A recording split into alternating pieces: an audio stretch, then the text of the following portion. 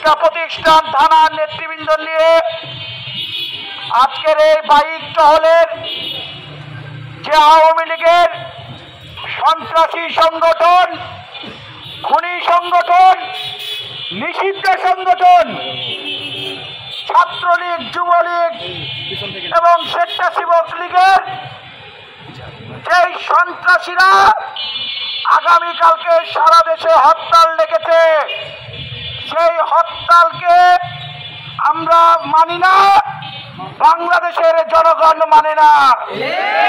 বাংলাদেশের মানুষের শান্তি শৃঙ্খলা, জানমালের নিরাপত্তার জন্য আজকে ছাত্রদল আজকে বাইক টহলে থাকবে।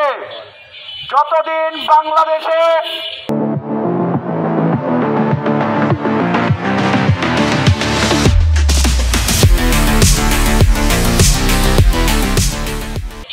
শান্তি ফিরে না আসবে, যতদিন বাংলাদেশে আমাদের নির্বাচিত সরকার যতদিন না আসবে, সকল ষড়যন্ত্রের বিরুদ্ধে বাংলাদেশ জাতীয়তাবাদী ছাত্রদল রাজপথে জীবন বাজি রেখে হলো রাজপথে থাকবে। সংগ্রামী ভাইয়েরা, সন্ত্রাসী ছাত্রলীগকে রুখে দেওয়ার জন্য আমরা প্রস্তুত রয়েছি। তারও অংশ হিসেবে আজকে আমরা ছাত্রদল বাইক টহলে বেরিয়েছি। ছাত্রলীগের রাস্তা নাই, ছাত্রলীগের রাস্তা নাই, ছাত্রদল সজাগ আছে। দিয়েছি তো রক্ত, ষড়যন্ত্রের হত্যা, খুনিদের হত্যা,